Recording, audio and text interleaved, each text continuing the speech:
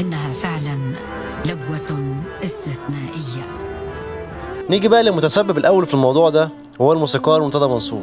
انا واحد مشجع بعتبر نفسي قارئ كويس لكل الاجواء اللي بتحصل في مصر رياضيا. عندي اعتقاد حتى لو ضعيف ان مرتضى عارف بكبر امام للاهلي، ده لو ما كانش فيه اتفاق وسمسره مع الوكيل. هقول لكم شويه تفاصيل توضح دور مرتضى في كبر امام. بصوا، مرتضى هو اللي باع امام واحنا محتاجينه، وكمان بسعر ضعيف.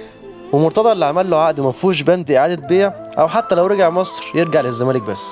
ده حتى امير مرتضى منصور رفض يوثق العقد القديم ابو 7 مليون جنيه بتاع امام، وخلى امام ياخدها فرصه عشان ساعتها كان بياخد 2 مليون في السنه. يخرب بيتك، الله يخرب بيتك. بس هتقول لنا مالك انت يا عم؟ مالك انت ومالي في ايه؟ الله، انت هتخيل كاني انا بكلم نفسي انا. نيجي بقى للاهلي. مبدئيا كده انا شايف ان من حقه ياخد اي لاعب من اي نادي، وحقك تاخد امام نفسه من الزمالك، مش كبر الدنمارك.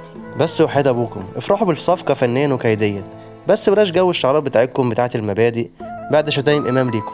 يعني من ماتشين كان جماهير الاهلي في الاستاد بتقول امام مش عايزينه، والاداره ما سمعتش ليكم، يوم نفس الاشخاص يباركوا وجوده لا وكمان يلا نحفل عليهم بسببه. طب ما الحضري اعتذر وما رجعش، وبرضه رمضان صبحي اعتذر وما رجعش. ببساطه ليه ما رجعوش؟ عشان الاهلي مش محتاجهم فنيا.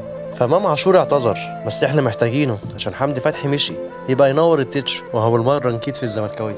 وعلى فكره صحيح اللاعب الوحيد برضه اللي مشي وصالح سليم قال ما يرجعش ورجع عادي هو ابراهيم سعيد، بس كانوا محتاجينه ساعتها فنيا، فنركن المبادئ على جنب شويه. وهعيدها تاني، الاهلي من حقه يشتري امام، بس مش من حقه يوجع دماغ العامه بقصه المبادئ والجو ده، عشان هي على حسب المصلحه هنشوف هنطبق المبادئ ولا لا. واخيرا في موضوع امام ده، انا على طول بقول لاصحابي اني ما بحبش اللاعب اللي بيكره جماهير الخصم فيه، وخليك في الكوره وبس، لان انت اول ما مستواك بينزل جماهير فريقك بتكره وجودك، ويبقى كده انت بقيت مكروه من الكل. ولينا في باسم مرسي اقوى مثال. واخيرا عشان الكلام كتر في الحته دي بتاعه ان جمهور الاهلي بيتريق ان شيكا مضى في الاهلي قبل كده، فعلا هو مضى للاهلي، بس اول ما الزمالك طلبه انتمائه هو اللي سأله للزمالك، وطلب من الاهلي اللي هو ما يكملش. زي برضه تريكا لما قعد مع مسؤول الزمالك واخد مبلغ محترم، بس اول ما عرض الاهلي جاله ما كملش مع الزمالك الاتفاق، بس النية كانت موجوده عادي، وما تعرفش اللي فيها ممكن كان يروح الزمالك وهو اهلاوي، ومساله نجاحه بقى مع الزمالك دي مساله قدريه. ايه الشنطه دي؟ قال لي فيها 750,000 جنيه.